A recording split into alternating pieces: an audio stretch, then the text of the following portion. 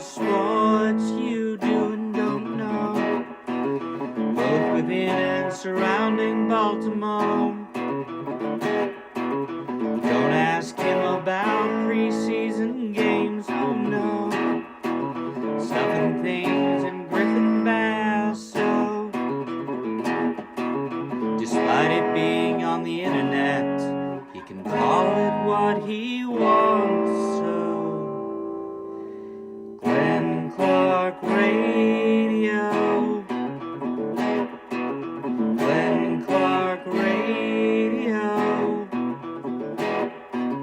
Glenn Clark Radio.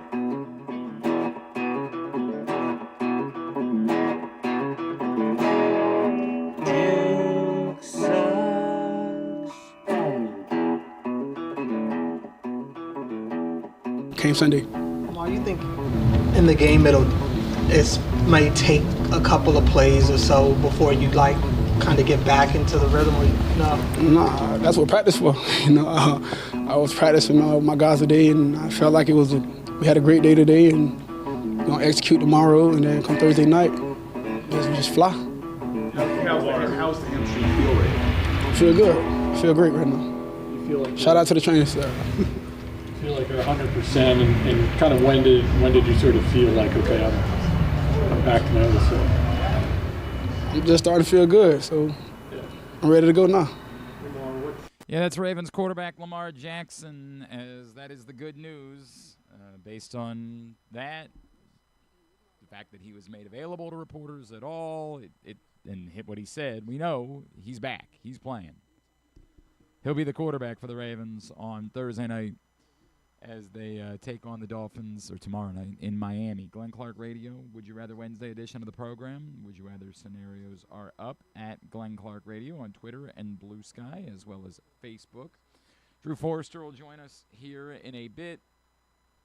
We'll also, in a couple of minutes, we're going to be chatting with Leroy Hoard, former part of the 96 Ravens. So we're going to talk to him about that 30 seasons of Raven football celebration that we've been doing all year long with Inaugural Ravens. But he's also a radio host on WQAM in Miami, so he'll help us preview the Dolphins.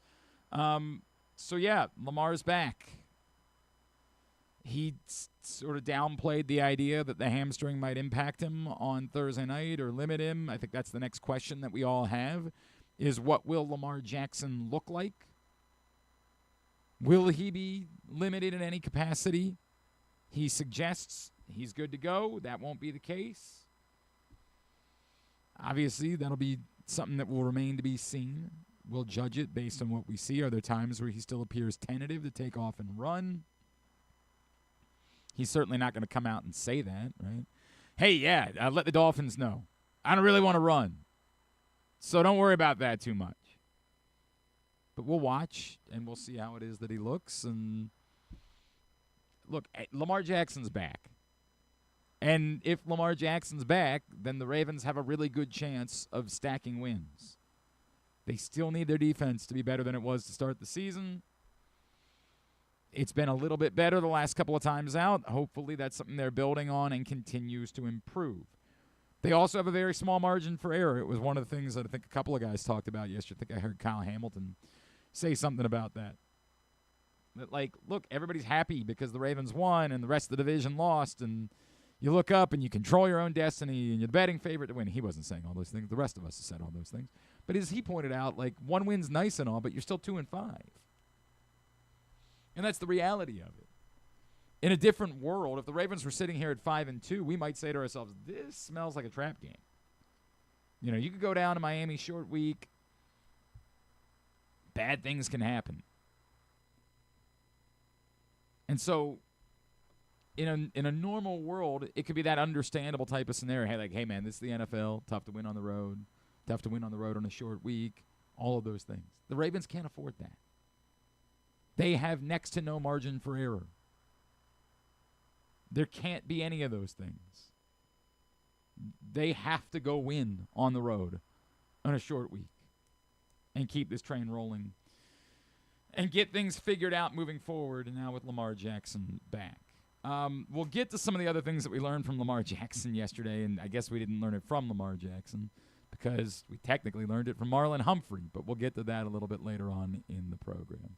Before we do that, we're going to preview the Dolphins. As I mentioned, member of the 1996 Ravens team, an inaugural Raven.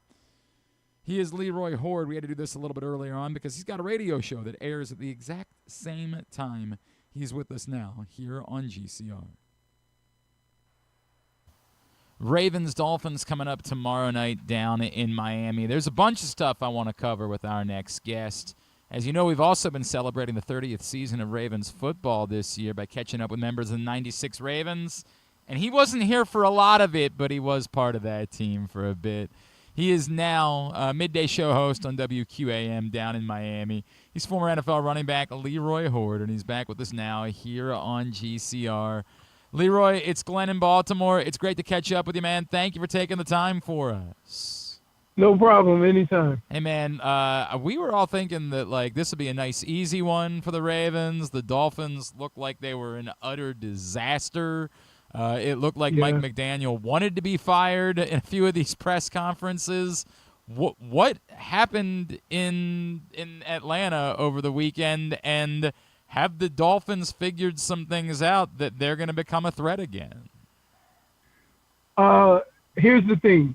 Less is more.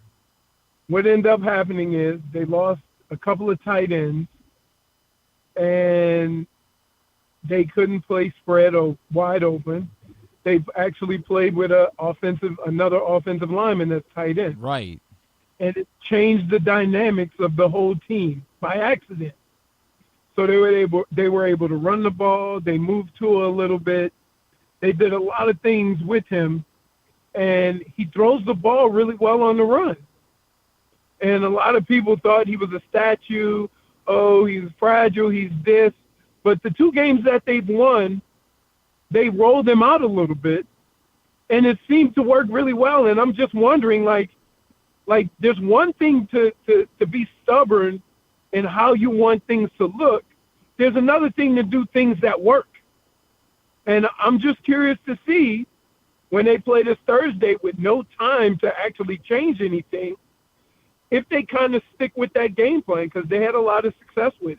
You bring up Daniel Brunskill, right? Like, this is wild to me. What is the story of how this all came about? And can we assume that hey, if it worked, why wouldn't you keep doing it? Yeah, there's some of that, but sometimes, like, and we've seen it with coaches, especially the young coaches, right? They overcoach a situation.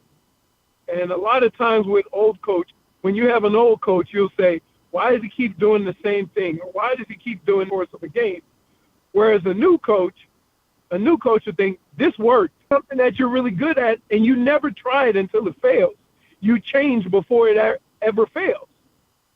So there's a lot of that. I think that because, Darren Waller's on IR and Julian Hill, I don't know if he's playing this week, that you don't have the bodies to use tight ends and do the things you like to do with the tight end. So you might have to do a lot of the same things you did this past weekend. No, it makes all the sense in the world. And look, we've seen the Ravens, especially early on in the Lamar Jackson era, when Greg Roman was the offensive coordinator. We saw them use a lot of these types of sets, right? They were trying to run the ball down their throat, and it was effective that way. So I don't know. There's a part of me that says, hell, why wouldn't you just go force somebody to stop it?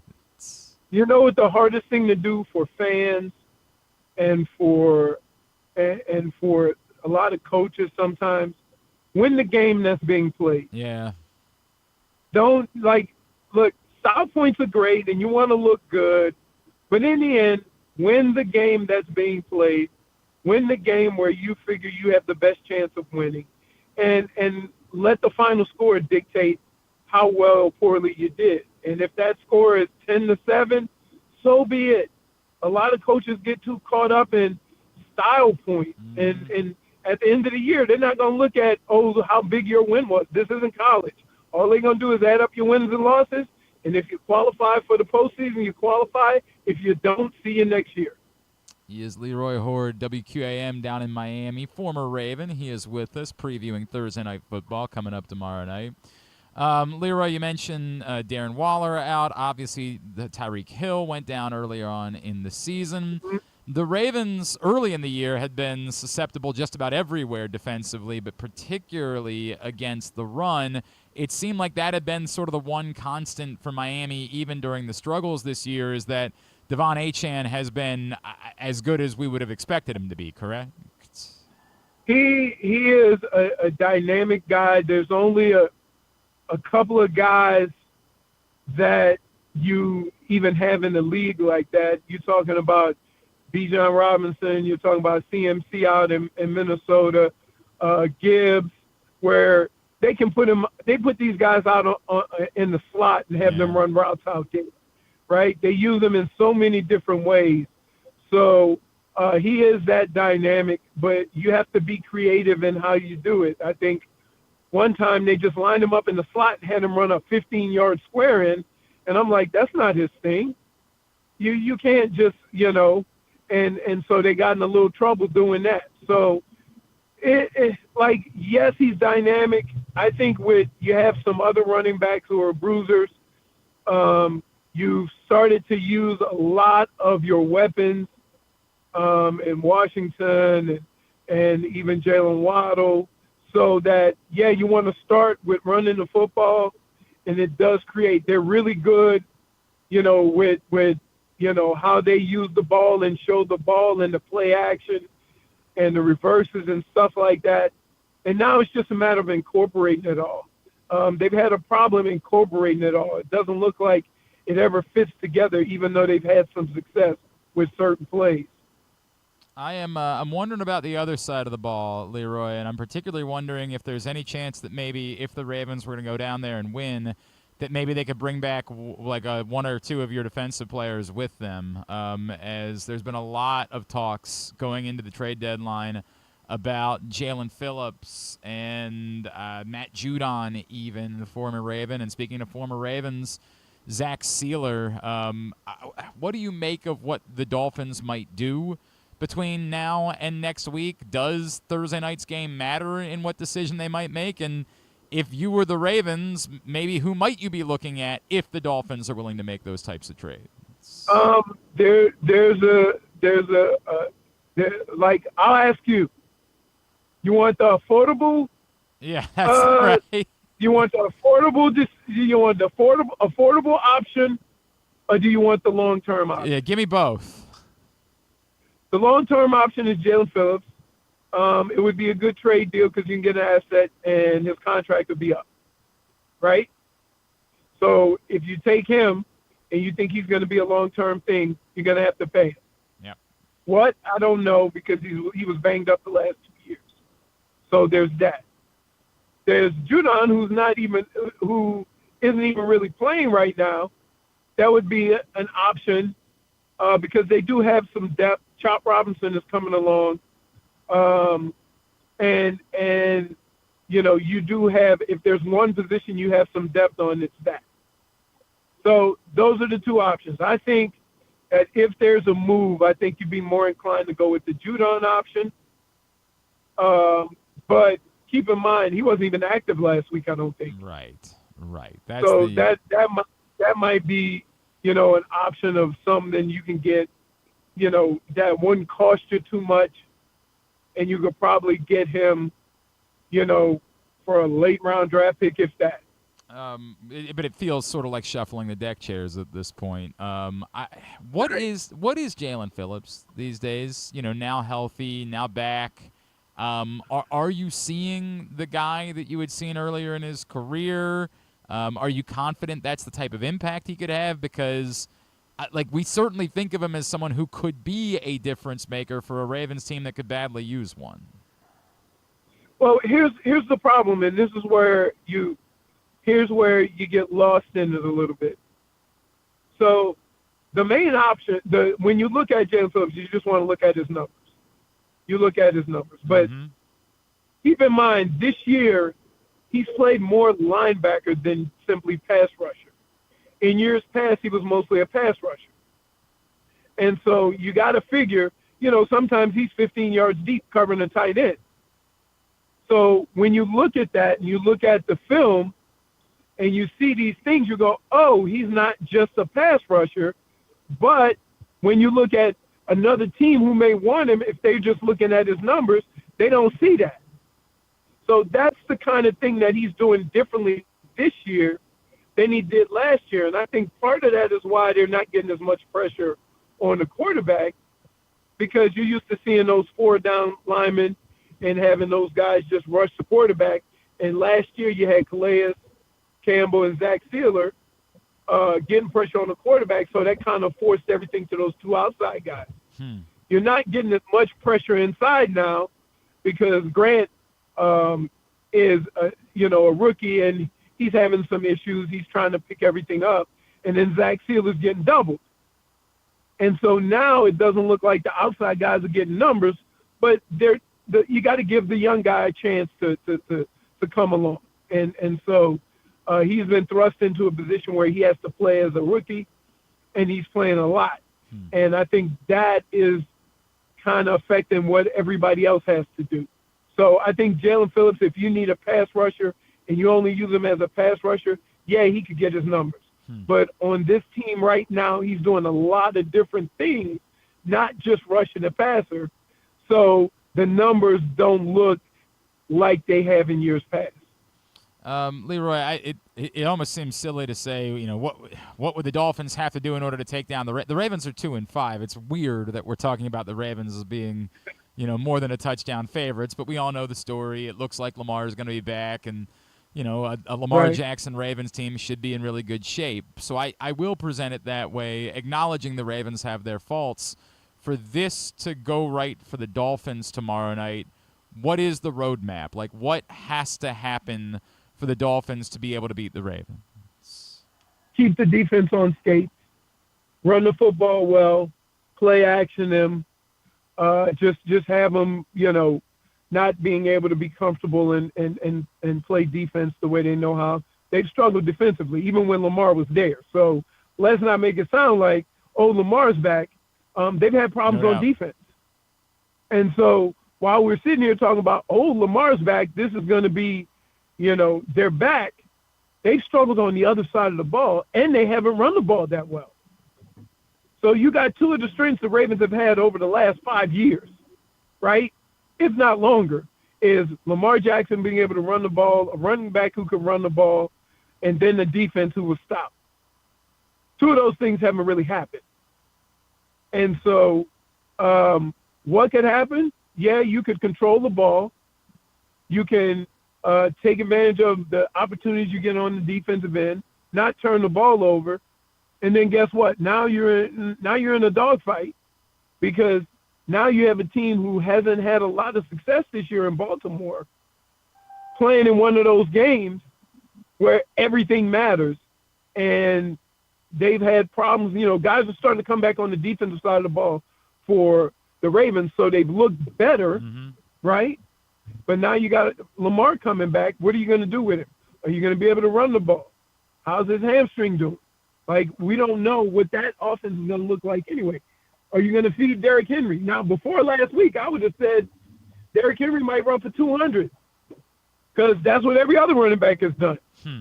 But last week was one of the best defensive games I've seen out of the Dolphins in a couple of years as far as stopping the run, rallying to the ball, doing all the things that you would think this defense has the ability to do. So I'll be interested to see, one, how they stop the run, both teams, right? How they rally to the ball. They are at home. And then the other thing I would see is how Lamar looks. How Lamar looks coming back. Is he still going to be that viable run guy, or is he going to take it easy and mostly be a thrower? So if you have the full dynamic Lamar, that's always going to be an issue. All that very fair, and we know he likes to show off down in South Florida. We know that's Yep, true, too. from down here, absolutely. Leroy, I mentioned all season long we've been catching up with members of the inaugural 1996 Ravens, and I know you weren't here very long, but I do think you can help for those that are so young that all they ever know is like the good times. They just know the Ravens as this model franchise in football. Can you take me back to when you guys got here? You didn't have a logo. You didn't have uniforms. You want me to tell you the crazy? I'll tell you the craziest story. Yeah. That I could tell, and I tell this a lot. And the Baltimore fans are awesome. All right, they were. They welcomed us in, and as players, we had been through it the year before when they announced we were going to leave in the middle of the season. So, it was, we were shell-shocked as much as anybody else. So, they were real nice to us when we came in, all the local establishments, everybody. But when we got to Baltimore, a lot of fans would walk up to us and say, congratulations. And we were like, for what? Now, a lot of people don't realize this. In 1996, our first year there, the Baltimore Stallions won the Grey Cup. That is true. And they were congratulating us for winning the Grey Cup. Hey, man, it was a heck of an accomplishment. The only American team to ever do it. Because they introduced us as the new Baltimore football team. Oh, man. We didn't have a name yet. That's funny. Everybody assumed we were the great. And people say, no, they didn't. I'm like, dude, it was the only U.S. team to win the Grey Cup. That's a fact. Go look it up. That is a fact. I told this story. Nobody believes me. 1995. They have to go look it up. Yeah. For a lot of people don't know, O.J. Brigance was part of that team in 1995. It was the craziest thing. And so, we didn't have a facility yet. Yeah. It was tough, man, especially on the players. Like, my whole life was in Cleveland, and I tell people all the time, they say, hey, if your boss told you right now, he called you and said, hey, your next check going to be in Baltimore, guess where you going? Yeah, right. You got to go. That's the way that it works. Yeah. Whether you agree with it or not. Did you have any idea what that group was going to become? Obviously, all of the tumult of what happened at the end in Cleveland. But did you have any sense? And I know you weren't here very long, but like watching Ogden, did you have any sense that man, maybe there could be something special here, and obviously what the Ravens ultimately became? Well, here's the craziest thing. We got Ray Lewis. Yep.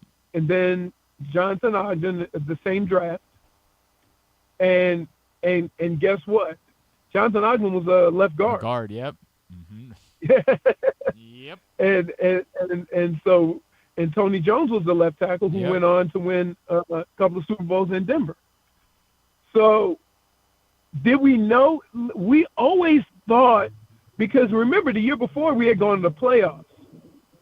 The year before we moved. And the year before was just chaos when they decided we were going to leave. So we always thought that we were going to be good, but it just never, I didn't think it was going to be that hard on us, but it was really hard moving like that. No, I get it. How much of what the Ravens became ultimately, Leroy, do you think is just that's Ozzie? That the reason the Ravens are the Ravens is because of him? I would say the same. I was going to say the same thing. If I could say one person, it would be Ozzie. Yeah. Right. And just the way he did things, the way he handled himself, the way he made picks, the way he made decisions. It was always kind of in the background. He wasn't the guy out there talking all the time. He handled, if there's a guy who did more by saying less, right? It was Ozzie. And I played with Ozzie, which is weird. How about nothing like playing with a guy that gets rid of you, right?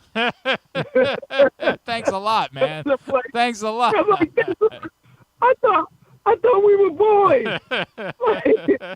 But it was, it was a lot of guys got shipped out that year, and it was crazy. But I've always had the utmost respect for that dude, man. He is a class act. He has always been a class act. He has always handled himself. And if you can have one or two people like that in your organization, yeah, and they had it in him and in Harbaugh, right? Everything else will work out. And that's just what happened. Leroy, I really appreciate it. We'll remind everybody they can follow you. You're on Twitter at Big Mouth Leroy, correct? Yep. Yes, I am. Give him a follow there. Looking forward to the game tomorrow night. Always appreciate you taking the time for us back here, man. Would love to do it again soon. Thanks so much for hopping on. Anytime. All right, have a good one. That's Leroy Hoard, part of the 1996 Ravens team, now a host down on WQAM in Miami. Appreciate him taking the time for us as we get ready for Ravens-Dolphins tomorrow night. Today's show is brought to you by Live Casino and Hotel. There is no Ravens game this Sunday. There's lots of games, and the best place to watch all of them is Inside Sports and Social at Live Casino and Hotel Maryland, just steps away from the FanDuel Sportsbook. You got the 100-foot media wall. You got an incredible atmosphere. Everybody living and dying over each game. So much to like about sports and social. Best place to watch. I'm going to need tea. I just realized, I don't know what's going on. What's wrong with you? I don't know. Speaking of the casino, well, I should just ask John privately, but John gave me that $2,500 gift card. Right. Can I gamble with that, or is that just for the hotel and food? I'm pretty sure it's just for the other things. I don't think you can gamble with it, but that was a nice treat. Not right? It was really thoughtful. I've been meaning to tell you about that. Did you check the expiration date on it? No, but I assume it's all on the up and up. When did he give it to you? I don't know. August. Oh. End Labor Day. I swear to God. John wouldn't do that to me. Recently, Brent Harris told me a story about someone we know paying him in gift cards that they were expired. Expired, that week. No, I mean you had a week. Week. But were they live when you got them? That you could have taken them that day, and you could have done something with them. In fact, I actually owe a big thank you to. Were they live when you got them? That's a great point. I owe a thank you to Bruce Cunningham because a couple years ago, not the old radio station, but the last old. Are you still there or not? I'm going to say no. Okay, but I don't know the answer to that. By the way, I think Rita's in the same boat. Yeah, I think. I don't. She doesn't know. I don't know. I mean, I don't want to talk shop on the air, but the answer is I don't know. Okay, so and I'm going to be totally transparent. Yeah. That's all on me. Okay, all right. Fair enough. I'm not saying that they've done anything wrong. I will. Well, so the last old radio station 1 year gave us these Heavenly Ham gift cards for Christmas. Okay. And I was like, that's really thoughtful, right? And Cunningham says to me the next day, he's like, did you get your Heavenly Ham yet? And I was like, no, I'll get there. But I'll get there eventually. And he said, get there today. And I said, what do you mean? He said, you didn't look at the date? Were you there when he gave the dangerously delicious pies to everyone? I definitely got and it. they were 6 inches around. 100%. We all drove down to Federal Hill, parked, cost us $3. And there was a line. Cost us $3 to park. Out the went in, and it was about as big as I actually was as big as the top of a coffee can. I believe that was the first year I was back. It was 2008, and so I was 24, 25, I guess I would have been. But I was going to bring some pies for Thanksgiving that year. I was going to. Well, you could. Boy, my family was going to be impressed. You could. They were just small. And Rodney, God bless him, was not happy to see me. Was not. It was like they took the top of a coffee can, right, and said, "Let's make the pie this big." Hey man. Do you remember that time? And he would always freebies. He would always remind you. And I gave you those pie gift certificates. Yeah, you sure did. Sure did, man. Sure did.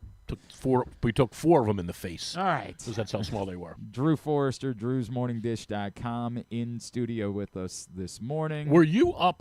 I kind of thought you were, because I was going to tweet with you. Were you up at 2:30 in the morning for the baseball game? 2:30. It was 3. Yeah. But you were up. And I was up, but it was I fell asleep. Oh, I never did. I passed out. I never, not one time. Right. I passed out in It's like my the badge of honor. in like the 14th inning. Okay. And then I woke back up in the 16th inning. So I was actually pissed when it ended. Oh, you wanted I to went- go till 5? I All right, kind so of you're did. the wrong person because would you rather number 2 today? You're the wrong person. Okay. for it. I I couldn't stop watching it. You can be mad at me all you want, but say everything. You loved it. It's horrible for baseball. Okay, so I'm glad you bring that up. I was going to write about it today, and then I just got off on something else. But they got to come up with a solution for it, right? So here are the 2 solutions. Have you thought about this at all or no? Would you rather scenario number 2 today? Okay. Is, Here, would you rather they do the ghost runner after 12 innings in the playoffs? No. Or would you rather they just let the games play out on it? Okay, well then I'm going to go the other way. I'm not doing the Ghost Runner thing. It's terrible for the playoffs. But here's what I would say. They have to come up with a solution. I honestly thought that yesterday, and I'm when I say what I'm about to say, I don't even know if this is possible. I thought yesterday they might say we've allowed each team to add 4 people. I just don't know how that's possible. Yeah, I'm not really. Right. Right. Because no one's ready. Right. But here's what they're going to have to do. If this game is tied after 14 innings, it's got to end today. And we got to come back tomorrow and finish it at 12:30 in the afternoon. Or the game tomorrow night is being moved to the next night. Yeah, it's a really difficult thing to do. No, it isn't. If it rains it out tonight, they get the same. They have the same dilemma. I understand that, but you're suggesting that in the first scenario, where you say you come back and play, you have no idea how long it's going to take from the point at That's which you correct. come back to play. That's correct. So, do the people that went to the game last night get to go? Do the people that have tickets for tomorrow I know. night get to go? You got to have that contingency in place, but they can't do what they did the other night. For as dramatic as it was, and awesome as it was. And for the 5 of you that were awake. But, I mean, for the legacy of the game and the history of the game and those players that were involved in the game. It's an anomaly. It's an anomaly. Of course it's an anomaly. But it's so not, was the Immaculate Reception for your Steelers. The Immaculate Reception is iconic. This is not – we think it was wild that the game played for 18 innings. A year from now – we don't remember the last time there was a baseball game. Oh, I do. Because it's – because I'm a sports guy. No, you're not. Don't lie in front of God and everybody. You're I'm a religious not lying man. in front. Don't sit here and lie. The time the Orioles hit that homer in the 18th inning, it was awesome. Right, we remember our team doing these things. I'm kidding. It wasn't the Orioles. It was the Dodgers. It was the Dodgers who did it back the last time, too. And I know who did it. Go ahead. Because I follow it. You remember that, by the way, was a Friday night, so it was a little bit of a different scenario. Okay. We were like much Man, what more a inclined. sourpuss you are. No, this is coming off one of the is- greatest games in the history of baseball. It's the exact people think this is but you do these things. This is the thing that we do Oh, with Rob please, Manfred. Rob Feinstein. Manfred What are you hates, now? Are you Stop Feinstein for a now? second. Rob Manfred hates baseball. No, it's the exact opposite. Rob Manfred understands that you want people to watch baseball, and that because you don't have to go to work the next morning, because you I got up at 6:30 and went and shadowed a kid at Calvert Hall. 3 hours of sleep. What did you do? It's a admissions term, shadow. What? I thought it was you're learning from the kids teaching you how to do your job. No. Because, by the way, they might want to think about that. For sure. They might want to consider What's wrong with you? What do you got? What's wrong? Something wrong with you? What? Ammonia. Oh, no, these are, you don't know what these are? No. I'll go right ahead. What is it? You can go right ahead. You'll love it. You know what that is? No, I don't. It's the old, it's a smelling salt. Oh, this is? Yeah. What do you do with it? You crack it and you. Then you take a whiff. Yep. And what happens? It's going to give you a nice You jolt. won't need that coffee anymore. Yeah. Going to give you a nice. Well, I'll do it later. Oh. I don't want to do it now. Why not? Because then what if it kills me? It's not going to kill you. Come on. So you crush it once. Crack it. Whoa! What? No, you got to crack and then put it right up to your. Oh, yeah. Oh my god! Oh my god! Go ahead. Do it. Oh my god! Hit it again. Hit it again. I'm going to. Oh, holy crap! Oh my gosh! You got any more of them? Yeah, right. You got a whole box. Oh my gosh! Have a party. This is what. It's a little juicy. This is now. See, This is what they back when men were men. This is how we got you out of concussion. Yeah, right back on the field, baby. Now you know Right back why on the field. Howie Long went right back out and played. Oh, God. Dude, that's insane. Isn't it? It's nuts. Don't throw that away, though. Keep that right there. Well, I want to. Now get like Griffin wants a little action. Yeah. Pass it on over. Take me back to the dodgeball days. This know? is like being at a Dave Matthews concert. I I don't want any, pass it but around. here Glenn said it's good. Yeah. Oh, my God. Yeah. Now we can play Ooh, two-step, good morning. and Good morning. play two-step, and we feel right at home. 30-minute version. Go right ahead. Oh, my gosh, that's insane. I just disagree with you. I just disagree. But now, wait a minute. I do agree that what happened the other night shouldn't happen anymore. I do agree with that. But don't bastardize the game. You keep saying bastardize the game. The 12th inning, put the guy on base thing is bastardization of the game. I've been through this a million times. How long is a baseball game? How long is a baseball game? 9 innings. Thank you. This notion. But it isn't 9 innings. No, it is 9 innings. That's how long a baseball game is. This notion that it inherently has to keep going. What a curmudgeon you've become. It's not a curmudgeon. It's me recognizing it's no good for anyone. You're such it's a not pansy. Stay up and watch the games like a man. Right, like a man.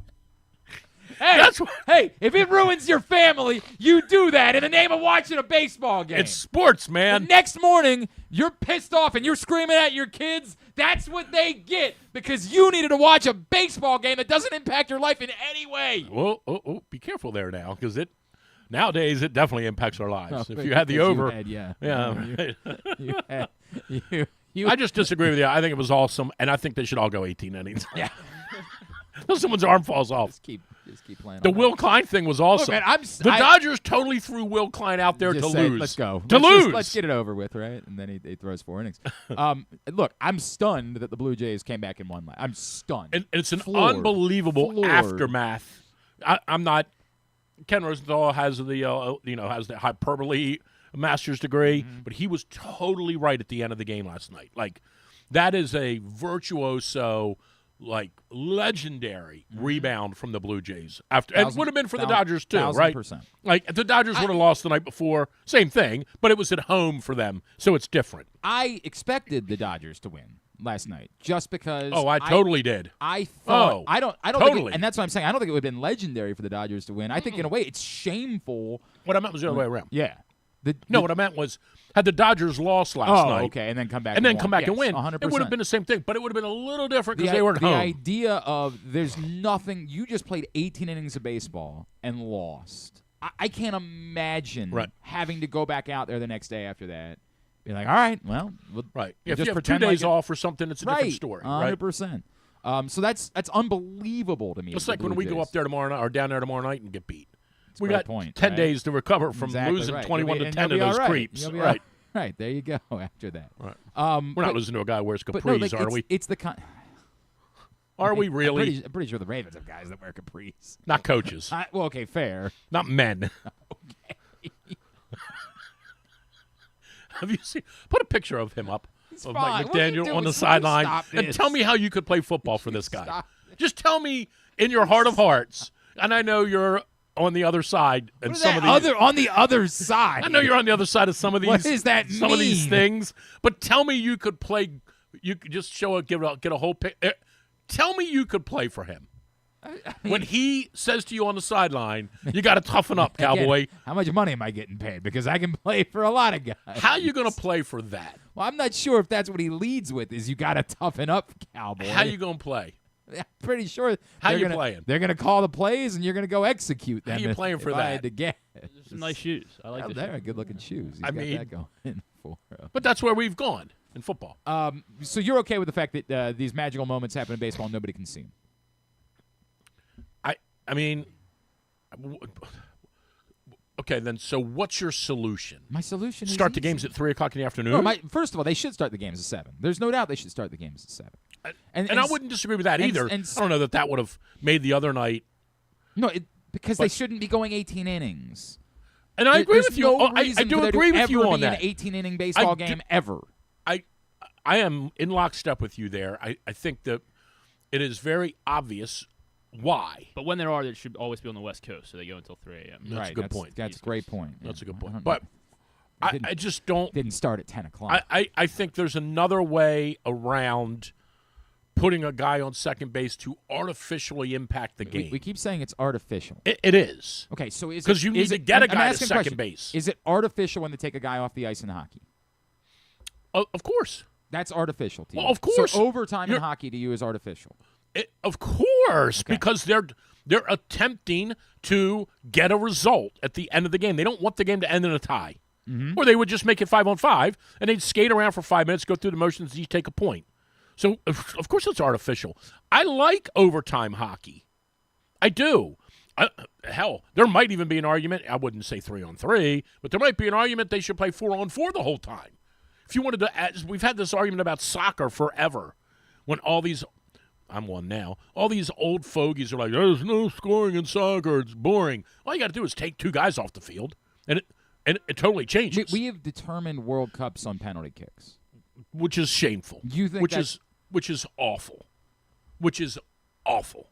It's an awful way to do it. I keep coming back. You have the time to win. You have all the time to play the game. But the whole thing win. about putting a guy on second base, the reason why it's a bastardization is you have to earn that. You have to get the guy over there somehow, some way. Earn a penalty kick too. You're bringing all this other stuff up. We're talking about baseball. I understand that. I don't like penalty kicks. I think it's stupid. All I'm saying about the multi or extra inning game, come up with whatever you figure it out. It could be 12 innings. Hey, if you haven't scored in 10, 11, or 12, we'll come back tomorrow and finish. I'm okay with that. Yeah, but they're not. They don't have a mechanism by which to do that. Well, it's the same thing that happened in the U.S. Open golf. There was beyond zero legitimate reason to keep playing golf on that Sunday afternoon. There was 0. I was there. It was unplayable. Now, it was unplayable for all of them, and that's fair, but it was unplayable. But everybody was there. And it cost correct. It cost Sam Burns. I think it really did cost him a chance at the end to have a shot at hitting a T-ball and a second shot in the middle of the green like J.J. Spawn did and winning. Because he hit his ball in 2 spots that were unplayable, and they should have been playing golf. But they were never coming back the next day because they don't know how to do it. Unless it fits the U.S. Open, they would have had to have come back the next day if they'd finished in a tie. But that's the thing. Do you think a one-hole golf playoff is illegitimate? I would say this. It's very similar to regular season baseball. I don't have a problem with the ghost runner in regular season baseball. I do believe it's too early to do it in the 10th inning, and I have always said that. I think you should play at least 1 inning of extra baseball, and maybe 2. You could twist my arm and say 11, but after that, then we're putting a runner on second base. In the same way that to me, a major championship shouldn't be decided in golf in sudden death. I just think there's too much on the line, too much history on the line, too much of your career legacy on the line to decide it by 1 hole. Now, your argument's going to be, if Rory would have got the ball, Rory had 125 yards to the hole on 18 last year. Yeah, all he's got to do is just hit it in the middle of the green and 2-putt. And he didn't do it. He had his chance. Right. So I do like what the British Open does, which I think they still do. They've all changed so much. I think it's 3. Okay. 3-hole aggregate. I think they still do it that way. But, again, they've changed it so much over the years, I have no idea. Well, I think we all would agree that coming back the next day to play 18 holes, it's kind of goofy. I don't know. It's good. It's good television. That's true. They have figured that out. It's good television to do it that way. The Tiger Rocco thing was an outlier, but it was awesome. Right. For sure. It's one of the more legendary, moments. People forget, by the way, in that playoff. A lot of people forget that they were. He had torn his ACL. What he had he had no knee. His knee was gone. But people forget in that playoff that the next day, that they were tied after 18 holes again. Correct. They had to keep going. And then they went to sudden death. People forget that. Tiger won on the first playoff hole. I think that's right. First extra playoff hole. So anyway, I'm not disputing that. I don't think they should be. What happened the other night, again, it's an outlier. It shouldn't happen that way. But I also don't think putting a runner on second base is the answer either. They could do what they used to do when they would shove you out in right field because you couldn't catch. Maybe they should put the worst player in right field. That's a good idea, right? Like, just go ahead and... Or let a field player pitch, which I thought was going to happen the other night. It was going to be who blinks first, and you would always expect the home team to blink first because they always have a chance to bat again. Yeah. You would never, if you're the Blue Jays the other night, you would never put a field player in at the end of the game because you're losing. Well, I mean, the Dodgers had made it clear they were going to go to Yamamoto. They were just going to But they were talking about putting in a field player. They were talking about it, but But if you were going to put in a field player, you would only do it when you were the home team. Yeah, but then you run the risk of they score a bunch of runs, and then they turn around and they say, and we got to make sure we win this game, so we're going to put in our starter from 2 nights ago to win the game. Right. And you can't afford to just say we're going to risk losing a game at home in a playoff series. All of that, like, it for the nerds. The Kershaw thing was insane because he had 0. Yeah, I mean, correct. But it was a pretty, you talk about iconic moments. For the nerds, and this is the problem that I have. This game didn't need 9 more innings to be iconic. It was an iconic 9-inning baseball game. And the thing is, we confuse is long makes it iconic. Why? Okay, but why? It was an unbelievable baseball game for 9 innings. It was unreal. Because of Ohtani, you mean? Because of all of it. Yes, Ohtani, a big part of it. Right. Because but most of the really good field plays happened in the extra innings, I think. I don't remember. I mean, like, the one wasn't even a good field play. It was the one was insane that they sent Schneider around third base when he was That was in extra innings. Yeah, I know, but that wasn't a good field play. That was me running. It was insane. Right. The Edmund one, I think, was in extra innings, and was the Edmund one in extra innings? I think that was in the 9th inning. Yeah, it was in the 9th. When he threw the ball to the third. Yeah, the game was insane well before it ever got to extra innings. No it just got it got completely absurd that stuff was still hitting and ridiculous. Yeah, that's good, right?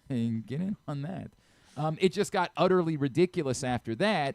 But it was an iconic baseball game before it, and the notion that it has to go disagree. What's weird is I've got the young hip take, and you've got the nerd old guy take. I don't think that's the case. I think it's the exact opposite of that. I think the old guys say, "Don't mess with my sport. Don't do anything that isn't like this is different." Well, if you're a man, you play 9 right, extra exactly innings. right. Exactly so you actually, right. you know what? You're right. The old guy take is don't ever do anything different. And this is how you should judge.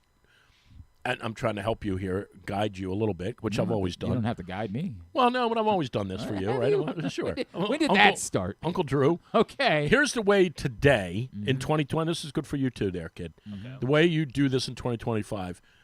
I used to. Do I still have the bracelet? No, I don't think I do. We used to have the WWJD bracelet. Okay. Right now, it's the WWTD. What and this pretty much. Got it. Yeah, there we go.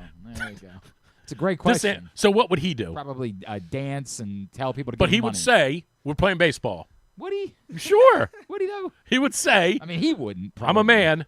Yeah. We're playing baseball. Okay.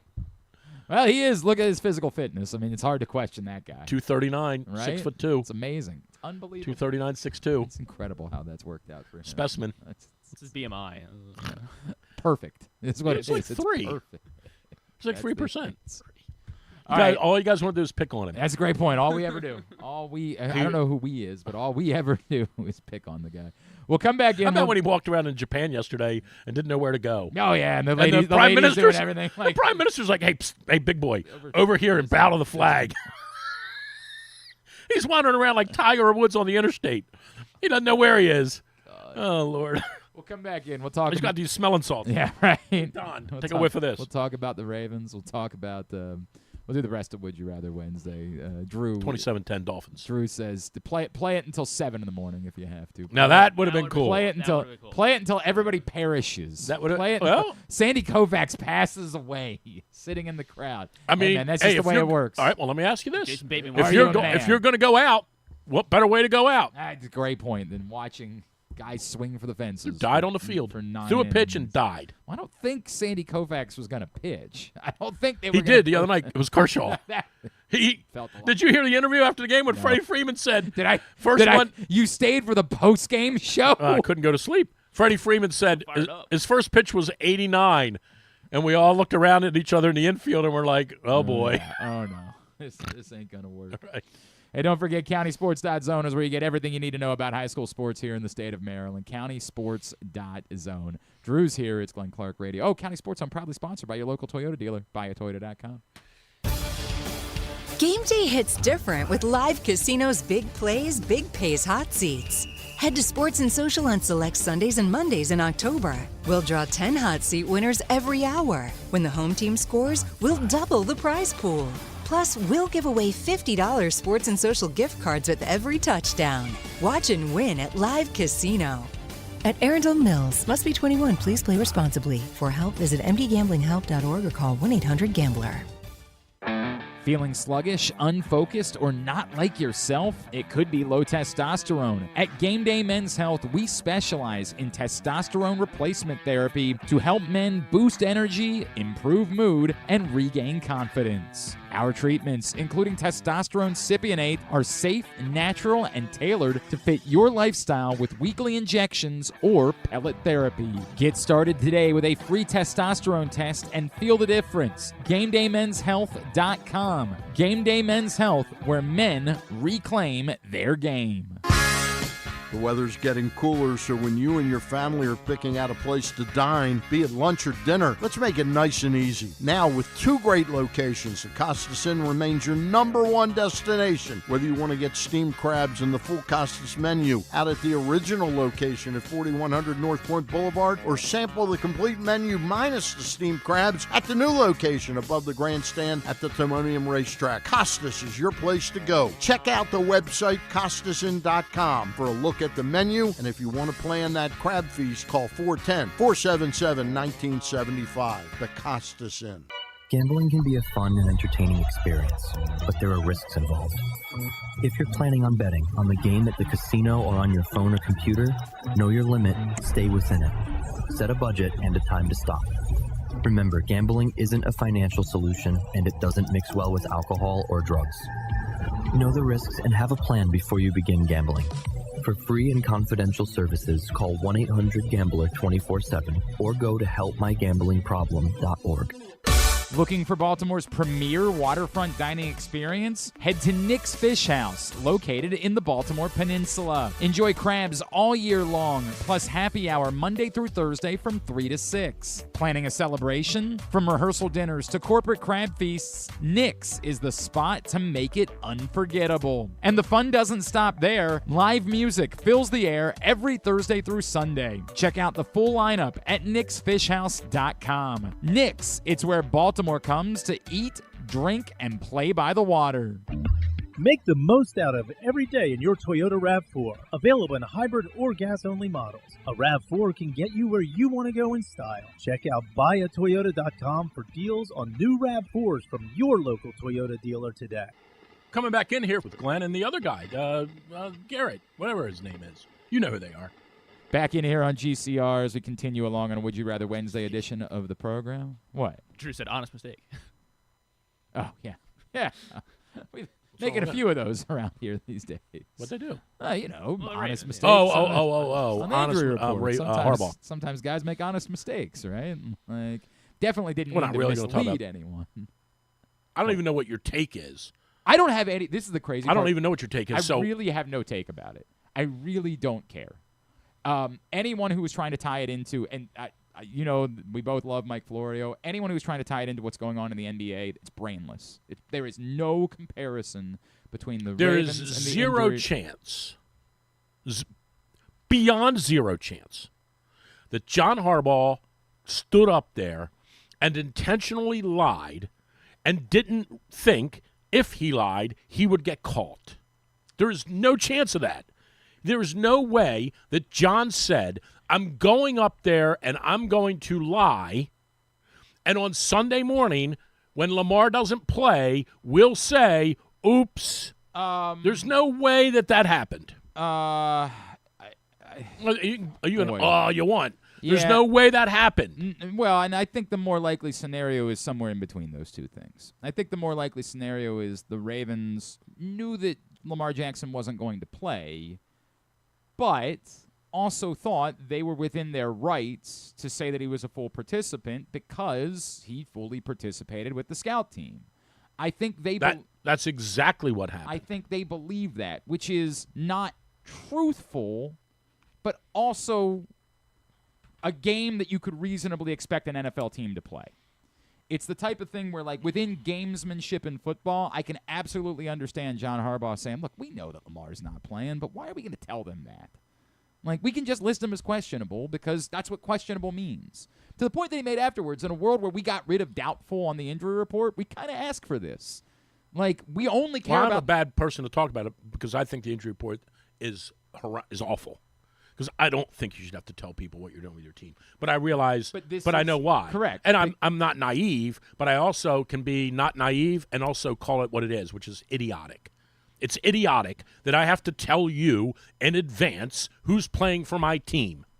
It's absurd.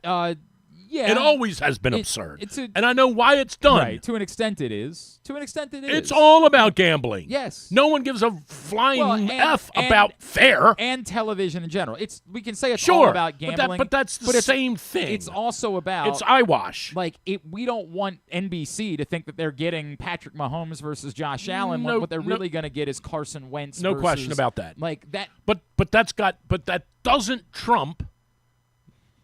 No pun intended. Mm-hmm. That doesn't trump the... I don't know what doesn't trump anymore.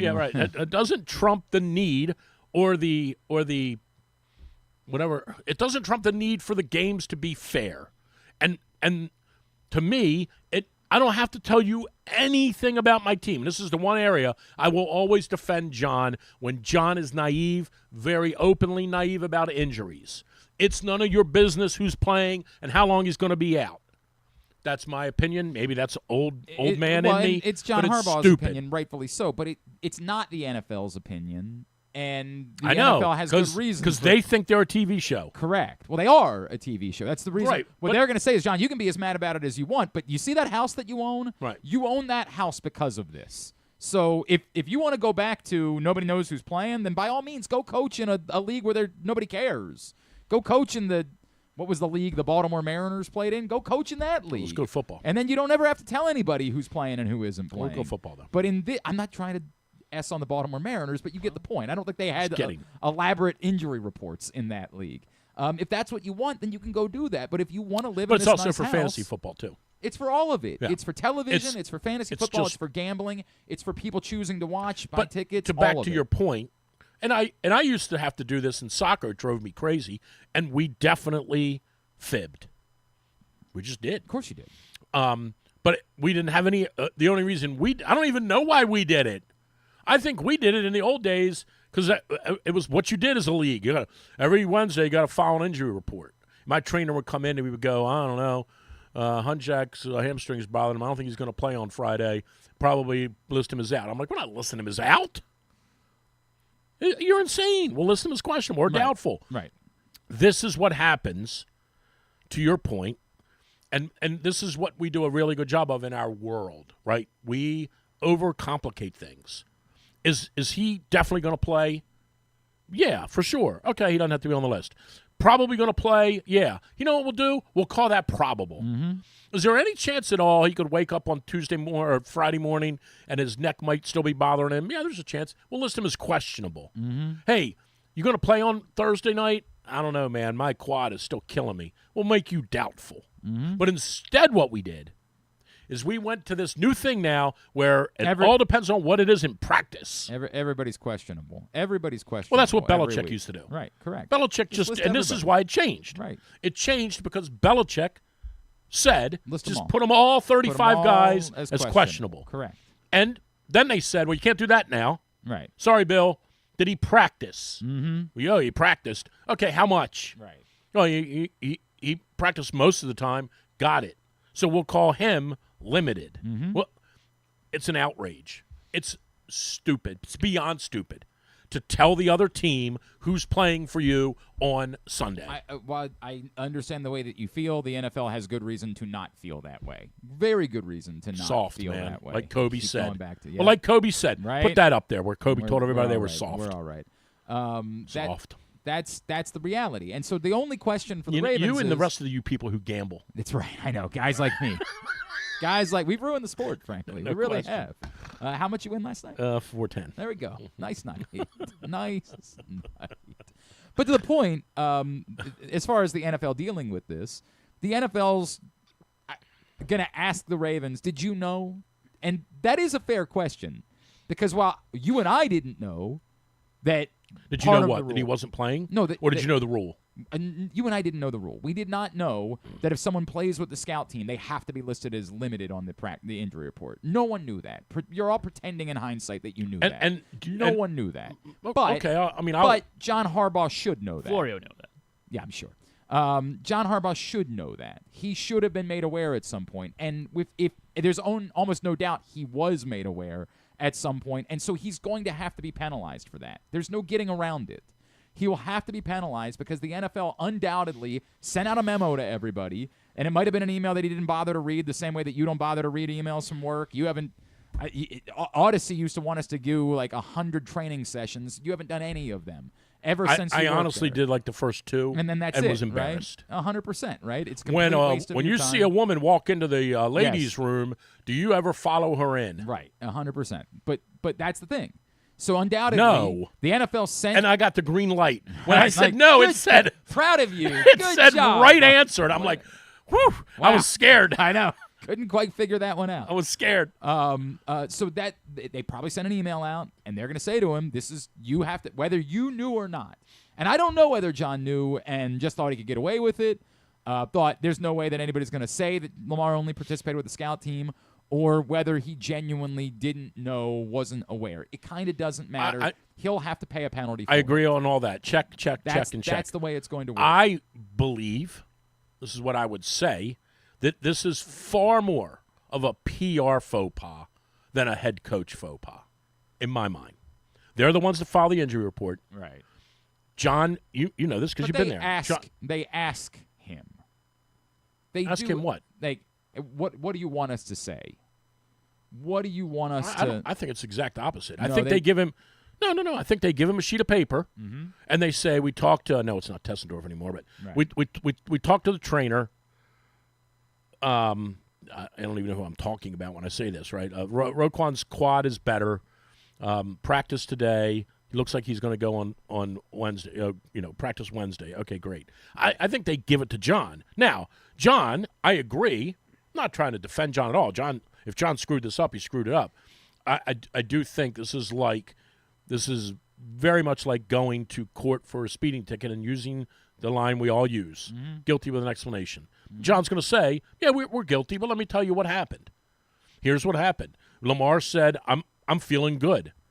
We assumed that meant he was going to play. Saturday morning, he came in and said it's not feeling good. But it doesn't get around that they obfuscated. Like, they absolutely, the rule says. I think they skirted right where they were supposed to skirt in the spirit of competition, the questionable part, not fairness. The questionable part isn't the problem. The problem is they listed him as a full participant in practice when the rule says if you participate with the scout team and you would normally be working with the regulars, then you are not allowed to be listed as a full participant This is in the practice. issue. Because if you're listed as a full participant in practice, it is then assumed you're playing. Correct. So that's the one. They're going to get dinged for that. Now, Florio suggests it could be a draft pick. That, to me, would be, if that were to happen, the Ravens would have to come out with guns blazing about that. There is no precedent for losing a draft pick over something like this. And to just say, well, we want to make an example of him. And that was the problem with what Florio's argument is, well, given what's going on. Florio should always recuse himself. I would say this if he were with us. You should always recuse your. It would be akin to you asking me to give my opinion on some sort of thing about the Flyers. I understand. Correct. That. You're saying that because he's a Steelers fan. But That's correct. He does this Let's about just a lot be of honest. things. It's bigger than that with Florio. Florio always looks for the way that can be the most bombastic. And Florio It's my wife. Okay, how's she doing? Everything all right? Did she have any bets that she won? Last night? Good. How you doing? Everything good? Good. We'll just do this now. Should I mute him? Drew. Yeah, I mean, that probably would have been the appropriate. Oh, she's in a workshop. Well, that's good. I just want to make sure nothing's wrong. Well, that's nice. Like I got a flat tire or something where I got to go rescue her. Oh, when she calls. No, what I'm saying, if she calls me, like I just want to. Does she not text? Everything's okay. Is she not? Yeah, but she likes to hear my voice. That's weird. That is weird. Me and Springsteen. Okay. That's really, really strange. No, but to the point, like. Florio says, I disagree with you about Florio. I think he has a hard-on for the Ravens all the time. Yeah, I think that he likes to go to the most bombastic in these scenarios, and he likes to do this where he draws in. There is no correlation between there being a gambling scandal in the NBA and what the NFL is going to do about the Baltimore Ravens. I totally agree with that. Zero. Totally agree with that. There is no They were never going to get away. Terry Rozier got away with it. Now when we watch it on video, I don't know how much of it you've watched. The one turnover. But I don't know how much of it you've watched. Yeah, it's the but worst. when it was going on, that people didn't say, hey, man. I got some questions. And did you see the thing? I think it was Rasheed Wallace. Was it Rasheed Wallace who did the podcast the other night and said the other day and said that there used to be 2 referees in the league, that he would say to them during the game, like, hey, dog, you got to make it look a little less obvious than this. Like, that's pretty funny. Terry Rozier, now, you look at it and you're like, oh, my God. Yeah. But when it was happening, all you said was, dude, Terry Rozier stinks. Yeah, he's awful. Right. Terry Rozier stinks, right?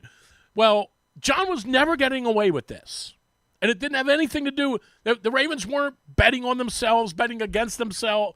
No, the Florio was insane. They have nothing to do with anything. John wanted to win a football game. No, but his argument is that the NFL will react more harshly because of the optics of the NBA gambling scandal. But it's still idiotic. And that's my point. John did this because he wanted to win a game. Right, and the NFL will react to that. And the NFL might decide this offseason to send out a memo that says, we've decided, because we now work with all these gambling companies, that we have no choice but to make that you're not messing around. We have no anymore. choice but to contrive the outcome of the game. Correct. So therefore, Yes. on Tuesday, you will get a script. Yep, and here's the way it's going to go, and you got to pass it out to everybody. You rehearse it for a few days. We'll do a walkthrough on Saturday night.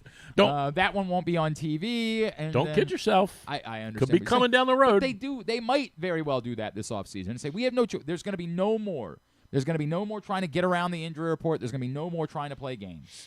If you do anything that looks like you're playing games with who's going to play and who isn't going to play, then you will be starting to be docked draft picks, serious penalties. The NFL might do that. But to do it on the fly, to just make it up right now and say, well, we want to make a big statement here, so sorry, this is what you're going to have to do. They probably could get away with it. They probably, they could go to Steve Bisciotti and say, Steve, you got to understand, this is the way that it works.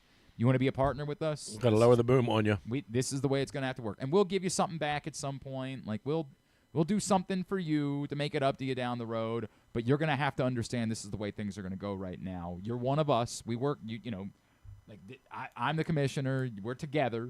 We're all fighting against – remember who the real enemy is here. The real enemy is the players. It's not us. Right? It's the guys you employ. Those are the real bad guys. We hate you know them. That. We hate them. Right. You don't hate us. So, come on, man. Honor among thieves. Well, that's pretty much exactly what they said to them about Deshaun Watson. More or less. For sure. More or less. Got them together in a room and said, whatever you guys do, don't ever give out these contracts like they do in baseball. We're not doing this. And that's why they all flipped out when that guy gave him that deal. Because they said to him, I thought we had an agreement. I thought we agreed to hold the line. I thought we agreed that we were holding the line, and you effed that up for everybody. But do I actually care? But he's had a really nice run there in Cleveland. Yeah, my God, man. So, I don't know if you heard, but he could be football ready before the season's over. Yeah. He could be ready to play. And there's just something about him that rubs me the wrong way. All right. There it is, Drew Forrester, Drew'sMorningDish.com.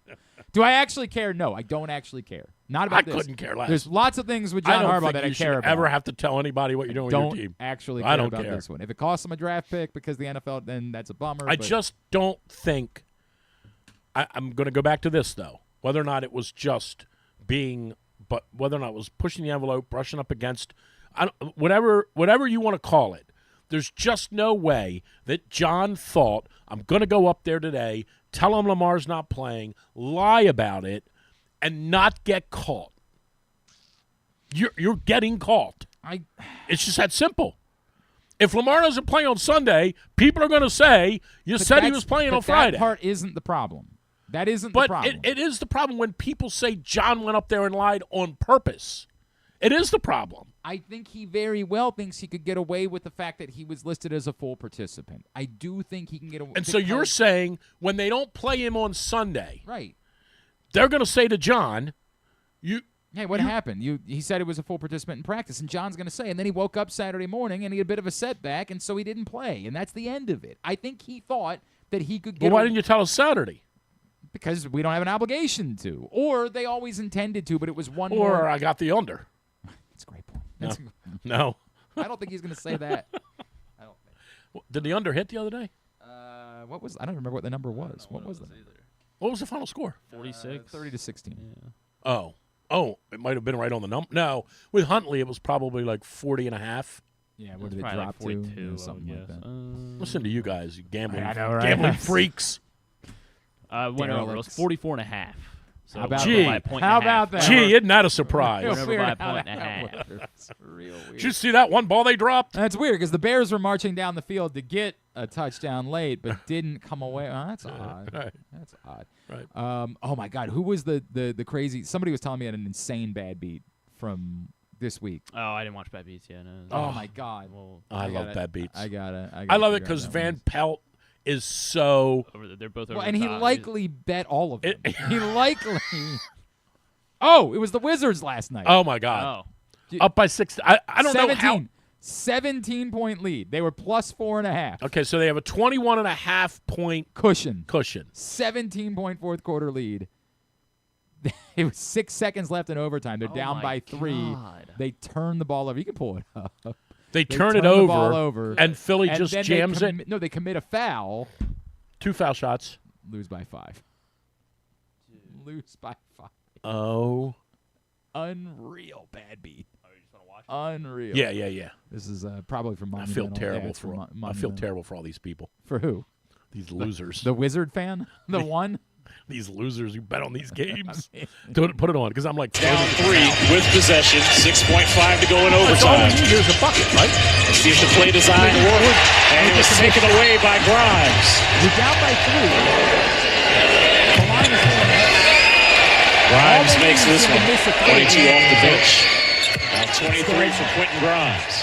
Turn it over. They commit the foul. But yeah, to your point, if they get it back here. And now this guy throws George up will what step into could a be 3 and miss that. a life-changing three-pointer at the buzzer For someone. that no one cares. Someone. Now, here's the real question. That's insane, by the way.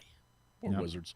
76ers. Are we going to start NBA corner again? Wizards are. I guess maybe we should start. 76ers are 4-0. No, not this week. Next week. Not this week. I'm not up to speed on hanging everything on the yet. rim. Yeah.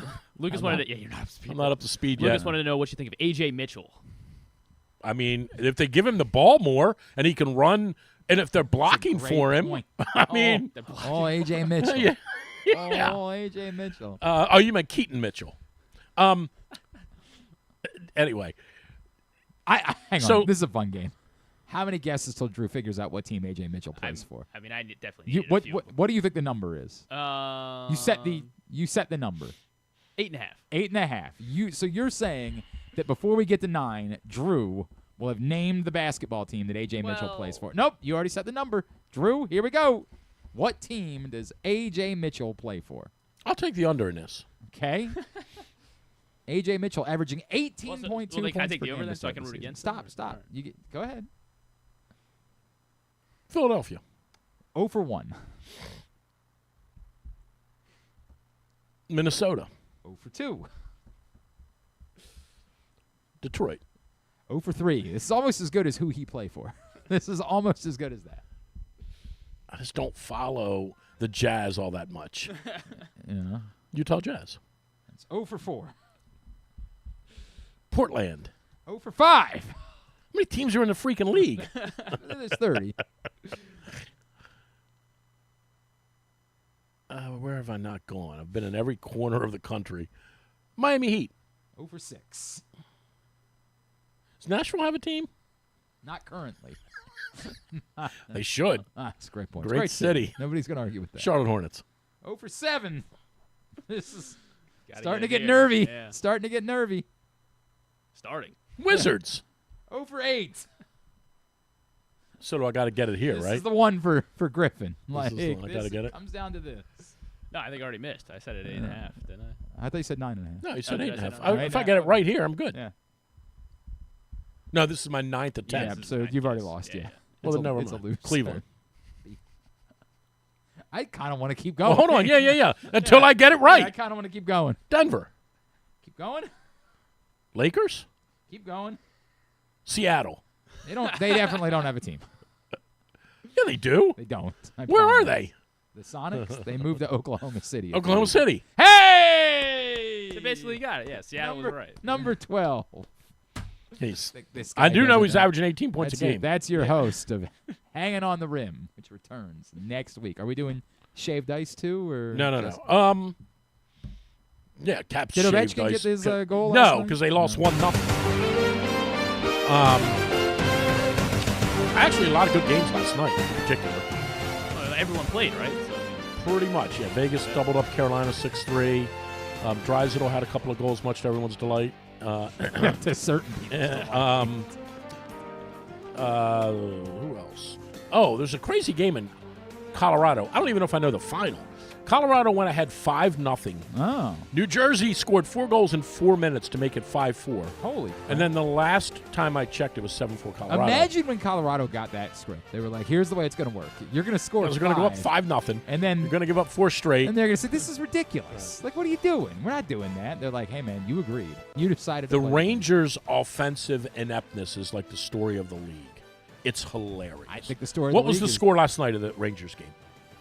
You know? Griffin definitely knows off the top of his No, head. no, I'm asking you. Why would he know that? Why would anyone know? Because he follows sports. No, he doesn't. Yeah, but I don't care about hockey. Certainly basketball. What was the final last night? I don't know. Well, look it I'll find up. out. I'll find out. I'll look it up. See if they scored any goals. It's kind of funny. The Rangers. What was it, 1-0? Won 2-0 over the Canucks. Oh, okay. That Did was JT Miller Hasero. score on his return? That to does matter to you. Vancouver? It doesn't matter. I don't know. Anyway, we got on the subject of something else. I don't know how we got here. Let's talk the about NBA. Oh, you're talking about the bad beat. the Wizards thing. Oh, my gosh. All right. Quickly, today's show is also brought to you by Game Day Men's Health in Owings Mills, Frederick, and Columbia. You're a man of a certain age. You're dealing with issues that you haven't dealt with before in your life. They've got you covered. You might be low T. Get a complimentary testosterone test at Game Day Men's Health. If you're not low T, I wasn't low T, but I still felt sluggish, run down, and they put me on peptide proteins, and it used to be that I would play Sunday night tennis, and I would not be able to walk on Monday. Now, I wake up, and I'm fine. What? Sunday night tennis. Yeah, Sunday night tennis. It's tennis night in America. Everybody knows that. Tennis night in America. Sunday night tennis. You might be dealing with performance issues in the bedroom, stubborn belly fat that just won't come off. Give them a call. 443-264-4454 in Owings Mills, 443-266-3505 in Columbia, 240-931-3717 in Frederick. How much weight have you lost, John? Where you at? 15 pounds. John Colson has taken off. Good job, John. Thanks to John, what thanks they've for been that gift doing card to the burning- casino. Yeah, right. Yeah. The 2,500 one. Yeah, Thank you. that was a big one. Yesterday, we did learn. I'm sniffling like Steven Tyler before a concert. I think I'm getting a cold. I'm going Yeah? to Houston tomorrow, and I What are you feel like doing in Houston? Maybe it's the ammonia. You know the game's in Miami. What are you doing in Houston? I might take one of those with me. You know, Jim doesn't live there anymore. Golf. Right? Like he moved. Jim Nance? Yeah. He lives in Nashville. 2732 Green Road. There you go. There you go. And what color underwear is he wearing today? Oh, I don't know about that, but I mean, I know his address. There I send him stuff from Amazon. So last week, of course, Drew was in here, and the topic du jour was the Code Red. It was, how dare the head coach of the football team order the ping pong tables? Oh, right. And the pinball machines. I said all along there was removed something weird about from that. the locker room. How dare he? Right. Well, as I it didn't say turns that. out, I said I thought it was weird. as it turns out, it wasn't John Harbaugh, as he informed us last week. But he didn't say too much about it. He just said veteran player. Well, it turns out the Code Red was ordered by the quarterback of the football team, as Marlon Humphrey informed us yesterday on his podcast. And then it was confirmed by Lamar Jackson. Here's his explanation as to why he was the one who said, we're getting that stuff out of the locker room. Podcast, yesterday, today, that you were the one guy who wanted the games out of the locker room. Is that true? Oh, yeah. With anyone else? I told Kaneko, our head equipment guy, I told him to take all the games and ping pong, turn the TVs off. If we could have took the TVs out, they would have been out too, but I appreciate Mr. Steve for putting that in there for us, but yeah, we had to focus. I wouldn't say people don't take the job serious, don't get me wrong, but like, I didn't feel like it was the time for that. We got a lot of work to do. What's it going to take to get back in? Keep winning. Because we're not going to have them the rest of the year, so keep winning. Probably have them next year, summertime, OTAs or something, but right now, that's not the focus. Lamar, having a few weeks There you to go. That's what reflect. Lamar Try playing in the Jackson has to games say. there, buddy. Team wouldn't be 2-5 if you weren't hobbling around all the time. That's how dare he? How dare he get hurt?